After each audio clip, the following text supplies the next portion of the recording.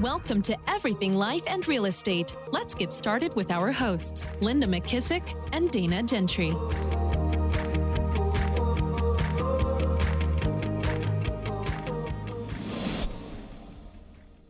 Hi, everyone. Welcome to Everything Life and Real Estate. I'm Linda McKissack. And I'm Dana Gentry. I didn't see, did it count down? I never saw it count down. Yeah, it did. Oh. It did. I'm like out of it today. I don't know. I mean, I don't even drink anymore. And I had like wedding hangover from Sarah's from the wedding this weekend. Yeah. Did you drink? Maybe that's why your eyes are puffy. No, I said I don't drink. So I'm like, I don't know what's going on. It's crazy. I'm having some sort of like allergic reaction to something. That's crazy. Okay. So today we're going to talk about a couple of things. One, you listened to a great podcast, and I just got back from Strategic Coach, which I'm so pumped about. It was so good. They made us go back in person. So no more Zoom. I have to. Oh, I was going to ask you if this was an in-person one. Yeah. And actually I stayed for, if you do Dan, which is the highest level. Yep. You get what they call a golden ticket. So you can go to any of the signatures or the 10X ones. Those are the different levels they have in their program. So I stayed over, and there was so much value in staying over that I think I'm going to do that every time. I'm going to do my free zone, and then I'm going to stay over for a 10X. So I can't wait to share some of my ahas from that. So who led the 10X? Chad Johnson, I think is his last name. I love him. He's like my favorite other coach. Wow. A ton of kids, and he's got businesses. I mean, he's just a real sharp guy, and just a great guy. So anyway, it was great. Wow, that's really good. Well, do you want to kick us off while I find my notes? I'm trying to find my notes really fast from that podcast, but sure. Okay. So one of the main things that stood out to me was the first day with Dan. Dan, you know how we've always talked about the 4 C's. We've told the 4 C's on here. And if for those of you that don't remember, the 4 C's are where you make big commitments in your life, and then you drop into that horrible place called courage. And the difference between fear and courage is fear is you wet your pants because of the commitment you made, and courage is you go ahead and do the commitment with the wet pants on. And then what happens? So if you can imagine like a tic-tac-toe, is it tic-tac-toe? That's the like cross or whatever. Anyway, so top right corner is your big commitment that you make. Bottom right corner is courage that you immediately drop into. That's not very fun. And then the reason it takes so much courage is because you actually don't have the credentials or the credibility. Anything to do what you've just committed to, right? That's why it's scary, right? If you just keep making commitments that you already have the credentials for, then you're going to just, you're not going to have any fear at all. Those are not big commitments. So then you figure out how to get the credentials and the tools that you need. And then you go up to the top left box, which is another C, which is confidence. And confidence feels great, and you want to stay there forever. But if you stay there, then you actually go to a 5th C that's called complacency. Mm-hmm. So I think as entrepreneurs, we need to always be checking, when's the last time I made a big commitment, right? Yep. And then how scary was it? Because our life gets as big as we are willing to make those big, scary commitments. Yeah. So Dan said something that really hit me. He said, entrepreneurs retire because they don't have any more courage. They don't want to go out and make another big commitment, so they just go ahead and retire. Wow. And my thought was, gosh, that's so true. And then how many times each year do each of us go ahead and retire, even though we don't retire? Yep. And we retire by saying, I'm not willing to go back out there and make another big commitment. So that was huge for me, because I thought not only do we do it at the end of our careers, we sometimes do it in the middle of our careers. Yeah. And we need to constantly be checking, have we made a big commitment lately? Because I always tied this in with what Gary Keller told me about becoming. The way you become is you get out there and see what else you can achieve. Yep. Well, achieving is you making those big commitments that you don't really know. Capabilities is the word. The other thing he said that was huge was, if you have a choice between money or capabilities, always pick capabilities. Because capabilities will make you more money, but you can't buy more capabilities with money. Oh, that's so true. The only way you're going to get capabilities is to go make bigger new capabilities, is go make bigger commitments that scare you, that make you get the capabilities. Yep. So it's really kind of all tied together. It was just huge. It just kind of struck me as, if you want to become all that you can become, and you don't want to leave this earth going, well, I wonder what else I could have become. You have to go make big commitments and see what capabilities come from that. So anyway, that was really, really cool for me. Why do you think, I guess, people don't, because you said they don't have the courage anymore, but do you think it's just because they get worn out, or they're tired, or they're fearful of actually making another commitment? Oh gosh, that's a great question. Honestly, I've thought through this. I think it's several things. Because a team leader or somebody was telling me about somebody, and she said, Linda, he has so much potential, but I don't know what it is. He's not applying himself. And then she told me his scenario. She said he's got 5 kids. His wife makes most of the money, and the light bulb went off. Sometimes we're more afraid of what success is going to do to our life or look like. If you think about it, some people are not okay with juggling a lot of things, right? And so if you're not okay with juggling a lot of things, then you're not going to do anything because you know what your life looks like right now. And I'm thinking, because I know someone else like this too, well, if I make another big commitment and it takes more time, how will I juggle these 5 kids that I assume he's the responsible person for getting them to all their things? Instead of not worrying about that and knowing that he'll figure that out. So I think one, it's the fear of what does success do to my life right now that I don't know, right? Time wise, everything. And then I think some is fear of failure. And I think the more successful you get, the more it's about fear of failure. I just remember when I first heard the 4 C's, and we made the commitment to invest in one of the lowest performing market centers. My fear was, okay, if I'm the leader and we fail at this, that's going to not, how is anybody going to listen to me, right? Instead of thinking, Linda, they'll listen to you because here's the thing, you'll show them that you might fail and you just get back up and do it again. So instead, my limiting belief, or the thing that was keeping me from doing it until I saw the 4 C's, was, gosh, I don't know, I hate to go fail in front of everybody that I lead. Right? Instead of realizing, okay, I should go fail in front of them, because that shows them that your failing is part of the succeeding, and it's just part of it, right? And it's what I do after the failure that would matter, not that I don't fail.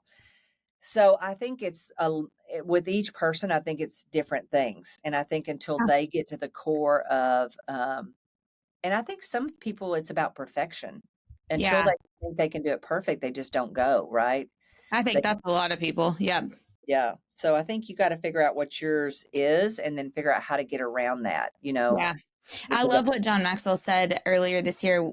He said, nothing's ever going to be perfect. So when you get something to about 80%, you need to roll on with the next thing. Instead of trying to wait for it to be 100%. Yep, exactly. Let's see, what else did we do? Does Dan have any new books out, or what's any of the little books? Oh, he does one a quarter. That's what I thought. What's the most recent one? Cool. It's called Casting, Not Hiring. Oh, okay. I'll have to look that one. I like to get his. Yeah. One of the things we did is, what are our best habits? What are our worst habits? We did an exercise on that. Let's see. He always has the best stuff. He really does.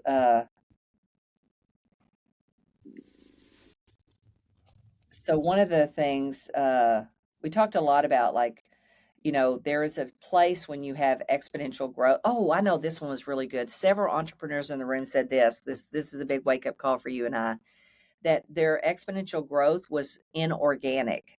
Meaning in their businesses, it wasn't natural growth. It was them going out and getting mergers and acquisitions. And remember, several seconds back, I talked about that. So once you kind of know that, you're thinking, okay, well, if I want exponential growth, I'm not going to be able to get there by 2x in this growth along the way. I'm going to have to go do something that's inorganic. 2x is organic. Inorganic would be going and finding a merger and acquisition, something that's bigger than what you would normally do.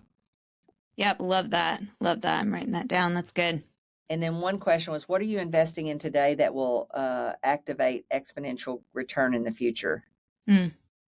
One of the things I put is human capital. Yeah, I was just getting ready to say, would that be people? And their Mm-hmm. capabilities. Yep. AI came up a lot. Really? By the way, Jeff Woods has just written a book, which I bought it over the weekend for him, but it's called AI Leader. That's why I Oh, wanted him back on the podcast. So we'll yeah. again. Um, What was the question? What are you investing in today that will what? give you exponential growth in the future. Got it. Okay. And one question that Chad asked was, what would make you infinitely richer? So we had to go through and write down what would make you infinitely richer. So That's a good question to think about. yeah, really. So Dan's, one thing that came up too, and I think it came up from one of the entrepreneurs in the group was how to make sure you're being honest with yourself. Mm-hmm. Like doing enough checks that you're sitting down and really being honest about what does give you joy. Yeah. Yep. And I think we have to be careful because I think when we think like that, we can't think, oh, I'm going to be joyful and everything's going to be easy all the time. That's not necessarily the case. Yep. But am I doing things that the activities will give me joy, right? Because I think sometimes people in the middle of a big commitment, when it's hard, want to quit, and they quit before they actually get to the joy. Yep. Because Yep. if you think about all the times in your life that were super joyful, it's when you were actually doing something that was hard. Yeah. I was just thinking about, Dylan, our new team leader in Kentucky, he's being featured on the growth call today because he's had 6 cappers in his first 60 days. And people keep asking me, like, people have reached out to me and they've been asking me, like, what is he doing? What has he done that's different? And we did put together like a really cool 1-pager that he's going to share today. But what you just said is so true. Number one, he's just doing the activity. He's doing the work and he loves the activities. Like, he is getting so much joy out of the actual activities that are leading to the results that he's getting. And it's hard I think people want like this magic answer. And I'm like, he's just doing the work. I mean, and he likes it. He likes doing the activities. And that is so important. So I love that question and really going in on what does give you joy. So one of the things that says, one thing Dan did was he showed us like his goals and everything. And he said, every single one of these goals, I don't have the capabilities on. Wow. It takes somebody else, you mean? Well, no, he doesn't know how he's going to get them done. He doesn't know. He's just going to figure it out. Right. And I thought, how many of our goals do we actually have on there that we already know how to get them done? Wow. That's a huge aha. That's great. Another default I think that happens with people is they get trapped in their success. Yeah. I wrote this down as my own aha. Yeah. Lifestyle is their kryptonite because they can't go backwards any in their lifestyle. And so they can't take that next big commitment that's scary. I think that's huge. Which, by the way, the girl I sent you that I want us to have on the podcast, she talked about how she got into the kind of the deal of the big house and all that stuff. So that's going to be really, really good because I think that's getting trapped by our success. Yeah, that'll be good. I know I saw Heather emailed and said she was reaching out to her. Yeah. I think that's a big one for a lot of people, honestly, especially over the last few years. Yeah. So on writing your goals, now let's think about writing down goals that we actually don't have the capability for. Yep. And you don't have to have the capability, but what you do need is the courage. And then you need a compelling vision that helps us have the courage. Yep. Commitment and courage keep you young. I think that's so true, though, because if you think about people that, like, to me, I still think, that they're just younger. I mean, not that they're old, but I still think that they're, younger.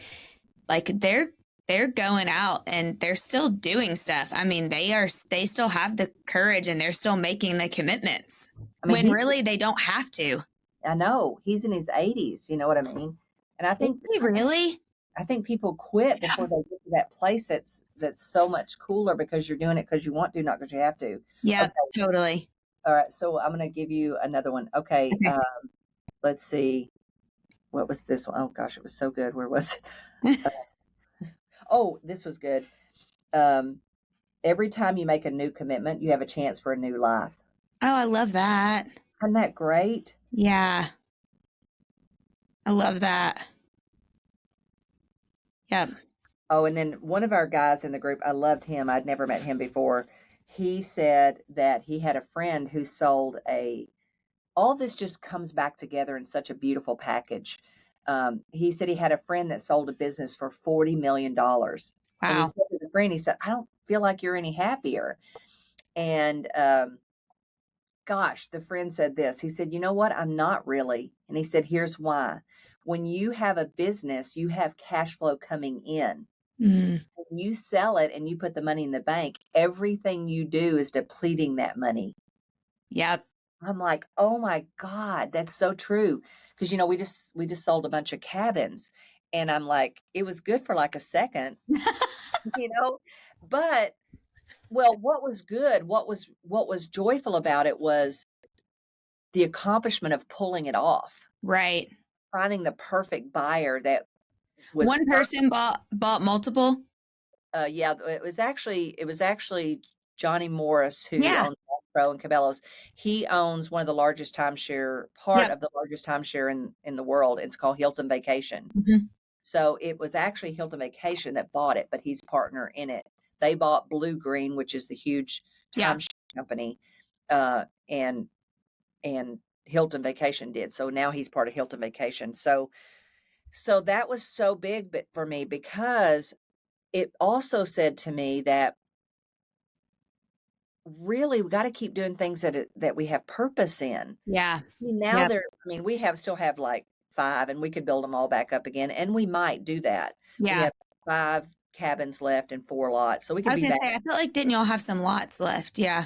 We could be back up pretty quick. But it dawned on me when he said that, I'm like, oh my gosh, that is so true. Yeah. And think about it like this. If you have, let's say you sell your business and you put the money in the bank, you have a big chunk of money, but now you start working from scarcity. Yeah. Yep. You know what I'm saying? Yeah. So Curious, and I mean, I'm sure you probably won't care to answer, but if you don't, that's okay. But I know there's somebody listening that would say, what did make y'all sell versus continue to hold those? well, because it's the perfect buyer. I mean, there is like I think people struggle on that. Like, they do. Honestly, I see a lot of people in Strategic Coach. And it would have been a lot harder if it was something. I think it was a lot harder for Jimmy. I mean, it is for me, because I'm thinking about all those families that we have the best reviews and they love it. And I'm like, oh gosh, are they now not going to be able to go? yeah. Which they're letting us manage them, and we're keeping it. We're still good. But that part's what made me sad is, oh my gosh, we were providing such joy for people, and now we're not. Yeah. But also, no, if I'd have sold you one of the cabins, there's no way he could have paid us what he paid us for each cabin. Yeah. Because timeshares, if you think about the way, I don't know how timeshares work, I want to learn, but timeshares bring in a lot more money than if you were just doing nightly rental. So that part was, it was hard, but I think it was harder for Jimmy. It would be like if I sold the region or something like that. That would be so freaking hard for me, because my heart and soul and my everything, right? So I think it would be a harder decision for me on that end. Yeah. And I think this one was hard for him. He vacillated back and forth many different ways. Oh, which by the way, Tom Wheelwright was in my group. He wrote the book on wealth. What is it? Tax strategies. Oh, what is it? Don't tell him I don't know what his book is. I know, but I forgot it. Anyway, he's asked to be on our podcast, so we'll have him also. Oh, good. Okay, good. So I guess really, honestly, just it was all about big commitments again, and it was a new way of looking at those big commitments. I don't think you can look at that diagram enough.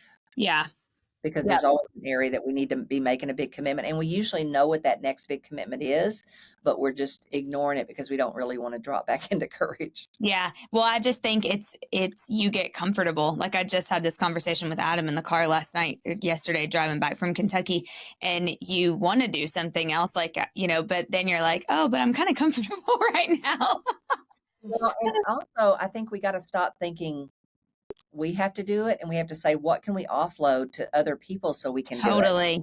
Yeah. I don't think we're ever actually ultimately using other people's talent to the level that we could. Yeah. And what we should do is when we hit a spot, we go, I'm really comfortable right now. I don't want to have less time off, or I don't want to do whatever. Then to be able to keep making those big commitments, what could you offload to someone else and just let them do it?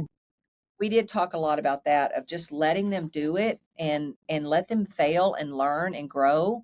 And let's stop, figuring out why they can't do it. Just let them try. If you think they're remotely close, let them try. I think about that with Keller all the time. There's no way he could have thought I was 100% ready to go do what he had me go do. But I got ready real fast. Yeah. Well, not real fast. The right person will always figure it out, I feel like. Yes. Yeah. And if not, you switch them out. Yep. So big new commitment, new life. So wherever you want a new life, you just need to make a new commitment. Love it. Love that. Oh my gosh, love that. I can't wait to go. I need to go. It's been a minute since I've gone to his website, because he has so many great free resources on his website too, on Strategic Coach website. And he's on 10 podcasts. So you could listen to him on every podcast. Gosh. Yeah. He's great. Love it. Love it. Love it. Those were good. I just took a ton of notes. So hopefully I'm sure everyone listening did too, which is really good. Well, I don't know we just have a few minutes left, but I'll just hit this really fast. I'm going to send you this episode. I meant to send it to you this weekend. It is so good. Craig Groeschel just came out with a new podcast episode called The 3 New Mindsets That Leaders Need. And he said that we're in a different time, and it's harder to grow and post the pandemic and all these things. And so he said that there are 3 ways of thinking where you can actually grow faster and do more to change more lives. And it's things that, maybe we haven't thought of before. And they were so good. So the first one was, he said, to go up, you must let go. And he said, you really have to do less. And it's hard about that. But he said, you have to think about it as like when you're climbing a rope, which I haven't climbed a rope in a really long time. But he said, if you're climbing a rope, maybe never. Yeah, maybe once, like in an elementary school camp. But he said, think about it when you're climbing the rope, you actually have to let go to go up higher each time, when really like you think you should be holding on. Yeah, it was such a good analogy. So he said, you have to ask yourself the question, what can only I do?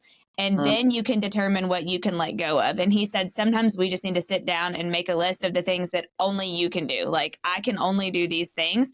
And then he said, you're going to find that you're doing a lot of things that someone else could really do.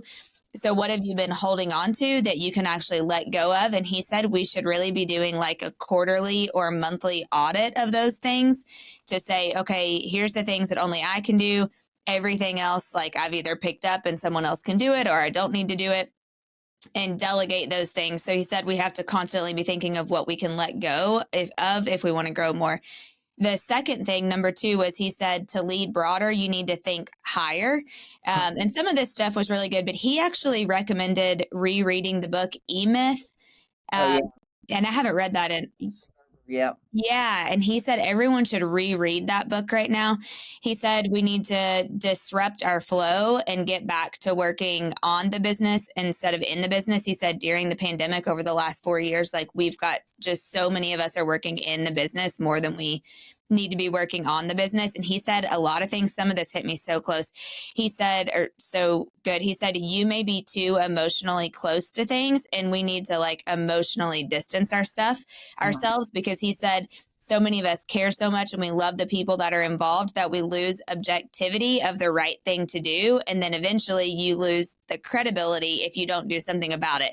So he said, like, as an example, he said he uses this as guardrails, and I thought this was so good, to ask yourself these 3 questions. If a great leader replaced me, what's the first thing that they would do?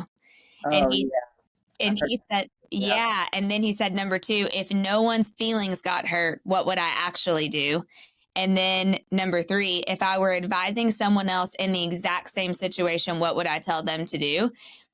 Because he said all of these things, those 3 questions create emotional distance between you and the situation or the person, and they allow you to be objective. And I actually thought about this because you have I don't know if you ever struggle with this, but like, so I work with family sometimes, you work with family sometimes, and sometimes working with family is hard because you are emotionally, whether you like it or not, you're close to them because they're you know what I mean? And so he said a lot of times in that situation, like you really do have to find guardrails that can emotionally distance you a little bit so that you can have that objectivity to be able to actually grow bigger, do more, get higher. And then the third thing was, he said, to reach more, you need to know less and empower more. And this one really hit me, because he talked about how they grow different churches. Like, now Life Church, I don't know how many locations they have, but it's a lot. And he said, your importance isn't determined by what you know, but who you empower. And you get to a certain level in your leadership where you need to empower all the people around you to do what they're supposed to do. And he said, sometimes you have to be present, but more often than not, you need to be strategically absent. And that way you're empowering those other people to go, to lead what you've led. So he said, for example, when he and his wife go to the new locations that they launched, they never get up on stage and talk. They don't preach a sermon at that location. He said all they do are show up, hang out in the lobby, talk to people, love on people. But he said that as the leader, if he were to go in there, he would be undermining the local campus pastor that's there. Man, that's so good. It was so good. He said that would be saying, move over, campus pastor. Now I'm here.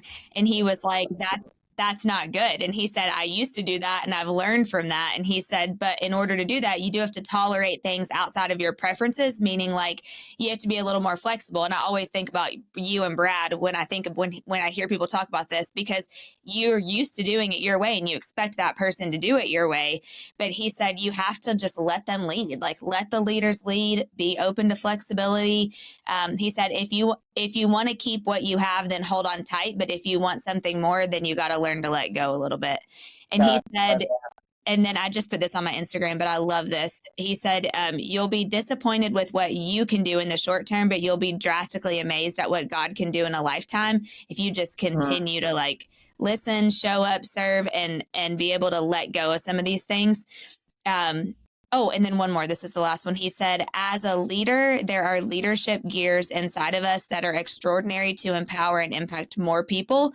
So you have to bring out more in them. You have to serve them, believe in them, help pull out what's inside of them, because when you see them succeed and win, then that's really you succeeding and winning too, because the people that you're leading are succeeding and winning.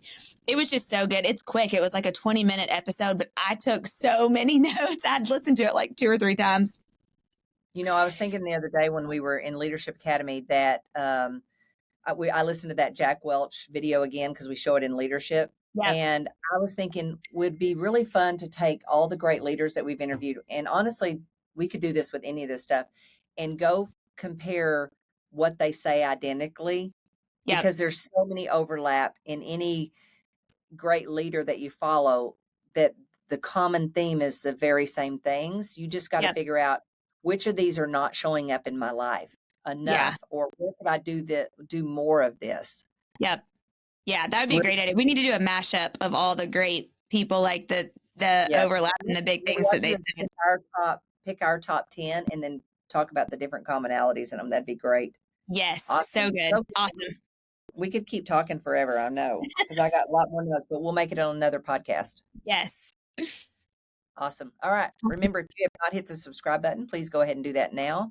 And the greatest compliment you can pay Dana and I is to hit that 5-star review and pass this podcast along to somebody that you know would benefit from these conversations. And if you have a challenge, an opportunity, or a guest that you'd like to have us interview on the podcast, reach out to us at info@everything life and real estate. Dana, I guess I'll see you next week. Sounds good. See you then. Be sure to subscribe for more business strategies and tactics to inspire you to live an abundant real estate life. Don't forget to rate and review so we can bring you the best content. Find this and other valuable information at everythinglifeandrealestate.com.